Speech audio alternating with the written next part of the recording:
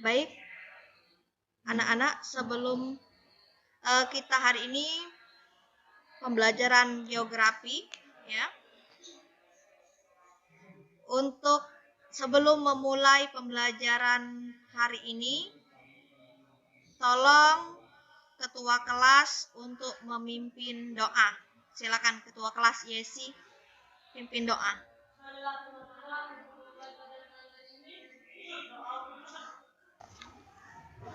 Baik, doa sudah selesai ya. Selanjutnya Ibu absen terlebih dahulu. Absila, Aurel, Duta, Angel Elga, Ersa Padilla, Lulu Handayani. Baik ya. Absensi ini ada satu orang yang tidak hadir di pembelajaran geografi hari ini. Untuk sebelum kita memulai pembelajaran hari ini, ada yang masih ingat pembelajaran di minggu yang lalu kita mempelajari tentang persebaran flora dan fauna. Di persebaran flora dan fauna itu ada pembagian 6 tipe flora dan fauna. Ada flora fauna asiatis, kemudian ada flora dan fauna peralihan, ada juga flora dan fauna australis. Ada yang masih ingat flora dan fauna asiatis? Saya, Bu. Ya, silakan. Flora dan fauna asiatis tersebar di wilayah Indonesia bagian barat yang meliputi Pulau Sumatera, Jawa, Bali, dan Kalimantan. Hewan di kawasan Indonesia bagian barat berasal dari kawasan oriental. Contoh fauna: mamalia terdiri atas gajah, badak bercula, saput, tapir, rusa, banteng, kerbau, monyet, orangutan, macan, tikus, bajing, beruang, kijang, ajang, kelelawar, landak, babi hutan, kancil, dan kukang. Reptil terdiri atas buaya, kura-kura, kadal, ular, tokek, buaya, bunglon, dan konggili. Burung terdiri atas burung hantu, elang, jala, merah, kutilang, berbagai macam unggas, dan lain-lain. Berbagai macam serangga, berbagai macam ikan air tawar dan seperti yaitu sejenis lumba-lumba dan sungai Mahakam. Oke. Berarti Ibu anggap kalian masih ingat pembelajaran yang dilakukan di minggu yang lalu ya. Adapun untuk minggu ini kita akan mempelajari tentang pemanfaatan keanekaragaman hayati di Indonesia dan juga konservasi flora dan fauna. Ibu materi. Oke, persebaran flora dan fauna ini lanjutan dari materi di minggu yang lalu ya. Kemudian yang selanjutnya keanekaragaman hayati. Nah, di poin keanekaragaman hayati ini akan kita pelajari di minggu ini ya. Keanekaragaman hayati di berbagai daerah yang ada di Indonesia. Kemudian upaya penanggulangannya dalam kaitan pemanfaatan keanekaragaman hayati. Oke, adapun tujuan dari pembelajaran yang kita lakukan hari ini. Nah, selanjutnya ini ada kompetensi dasar dan juga indikator yang dapat dicapai dalam pembelajaran ini. Selanjutnya, ini ada pemanfaatan keanekaragaman hayati di Indonesia. Nah, di sini ada gambar lebah, ya, di mana lebah ini hasilnya madunya ya bisa dimanfaatkan untuk kesehatan, ya, untuk kecantikan dan lain sebagainya. Nah, keanekaragaman hayati merupakan keanekaragaman makhluk hidup yang mencakup berbagai variasi spesies sehingga ekosistem hingga gen dari makhluk hidup tersebut. Keanekaragaman pada dasarnya menggambarkan keberagaman dan variasi dalam berbagai hal dari jenis, variasi, ukuran, jumlah, dan sebagainya. Dulu konservasi flora dan fauna. Konservasi sebuah kawasan ini meliputi kriteria kawasan yang memiliki ciri khas tertentu, misalnya memiliki spesies langka atau endemik, yaitu hewan atau tumbuhan yang hanya di tempat tersebut. Yang kemudian konservasi juga diharuskan kawasan yang memiliki keterancaman dari kepunahan dan kebutuhan penanganan, dan kawasan yang memiliki atau potensi sehingga perlu adanya prioritas konservasi. Nah, itu tadi materi yang sudah Ibu paparkan ya. Kali ini kalian akan membentuk kelompok-kelompok yang sudah Ibu katakan terlebih dahulu tadi. Kelompok-kelompoknya itu sudah kalian bentuk sendiri. Nanti di masing-masing kelompok akan mempresentasikan materinya masing-masing. Ini ada 4 kelompok ya. Ada 4 kelompok, Ibu cek terlebih dahulu. Kelompok 3 ini Yesi, kemudian Mutiara, Angel, Sapira, Padli, dan Riansa. Kemudian kelompok 1 ya, ini kacau ya. Kelompok 1 ini ada Suhira, Nani, Salwati, Niken, Yusuf, Duta, dan Basit. Kemudian kelompok 2, ini masing kelompok kamu. Silakan cari dari sumber data lain. Ibu kasih waktu 15 menit dari sekarang ya, dan nanti akan langsung kalian presentasikan. Silakan bekerja dari sekarang. Sambil kalian bekerja, itu ada LKPD ya, LKPD yang sudah Ibu share. Sudah ya? Nah, LKPD ini ada artikel ya, artikel ini kalian baca, kemudian nanti di sini ada pertanyaan. Nah, pertanyaan ya. Ini tugasnya per kelompok berdasarkan kelompok kalian masing-masing. Jadi nanti tugasnya itu juga dikumpul lewat grup WA. Coba Ibu minta dari kelompok 4 yang terakhir tentang konservasi flora dan fauna di dunia. Silakan kelompok 4. Baiklah, kami dari kelompok 4 akan mempresentasikan tentang konservasi flora dan fauna di dunia.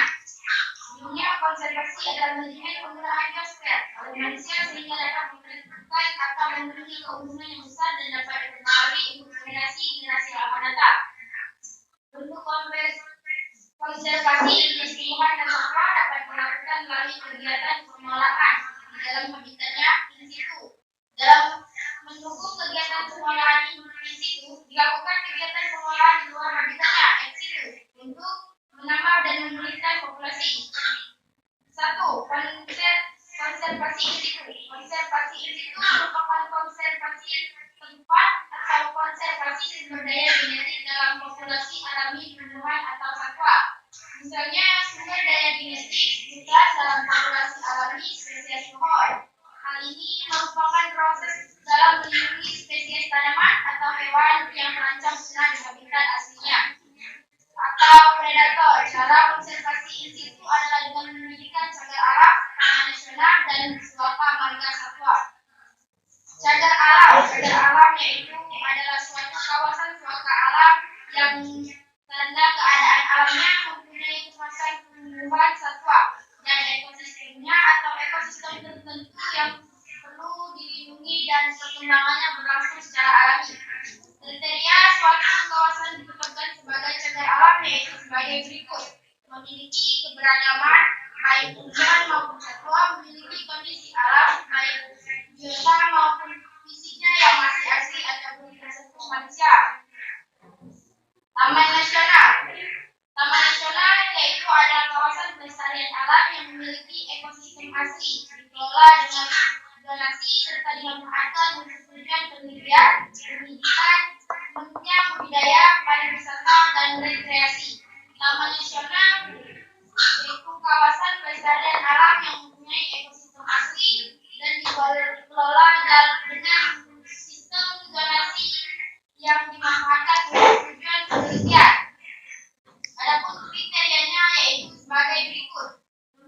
kawasan yang cukup luas sehingga dapat menjamin kelangsungan ekosistem di dalamnya, memiliki suatu yang khas dan bersifat unik, dapat dikembangkan untuk tujuan lain dalam kehidupan sehari-hari.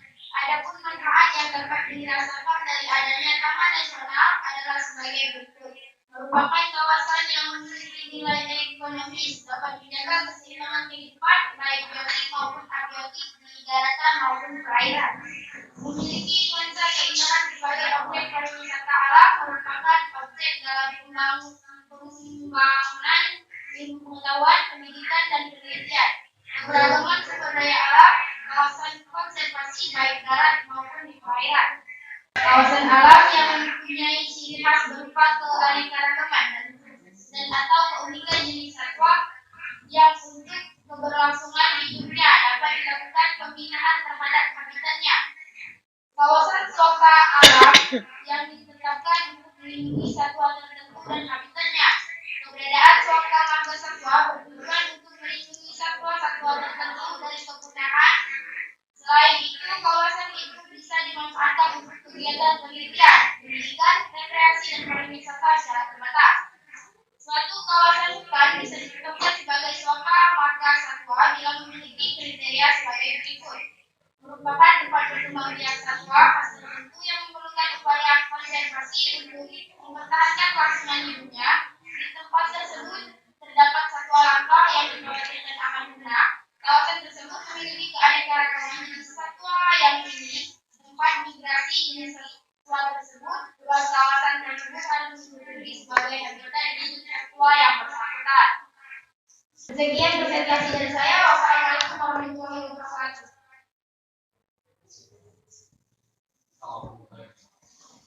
Waalaikumsalam warahmatullahi wabarakatuh.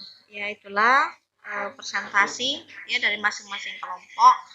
Ini ada kelompok, kita kasih A+ untuk kelompok terbaik, itu kelompok dalam mempresentasikan itu terdiri oleh kelompok 4. Silakan tepuk tangan dulu untuk kelompok 4. Ya, kelompok 4 terbaik dalam mempresentasikan. Nah, kalau materi-materinya itu sama ya, semuanya sudah bagus, tinggal yang lain itu memahami. Jadi dari presentasi teman-teman kalian tadi, dapat kita tarik kesimpulannya nih. Kesimpulannya yang pertama, itu keanekaragaman hayati. Keanekaragaman hayati, ya, ada pemanfaatannya, ya, di mana pemanfaatan keanekaragaman hayati ini ada beberapa macam. Yang pertama itu sebagai sumber bahan pangan, kemudian sebagai sumber bahan obat-obatan, ada juga sebagai sumber sandang, dan juga sebagai sumber papan. Papan ini bisa tempat tinggal. Adapun pelestarian keanekaragaman hayati ini dilakukan dengan 2 metode yang dibacakan oleh kelompok 4 tadi, metode in situ dan metode ex situ. Ya. Adapun macam-macam konservasi, ya, konservasi itu ada 2, ada suaka alam, ada kawasan pelestarian alam. Kalau kawasan suaka alam tadi ada cagar alam, ada suaka marga satwa, kemudian ada juga cagar biosfer, ya. Sedangkan kawasan pelestarian alamnya itu ada taman nasional, taman hutan raya, taman wisata alam, kemudian kebun raya dan kebun binatang. Nah, dari beberapa materi yang sudah disampaikan dari kelompok-kelompok yang lain, kira-kira ada yang belum paham dan ingin bertanya, Ibu persilahkan. Yang belum paham dan yang ingin bertanya, silahkan. Jadi kalau sudah tidak ada yang ditanyakan dari materi yang sudah kalian paparkan, tidak ada lagi. Oke, kalau tidak ada lagi, hari ini kita akhiri pembelajaran kita ya dengan berdoa. Tolong ketua kelas kembali pimpin doanya.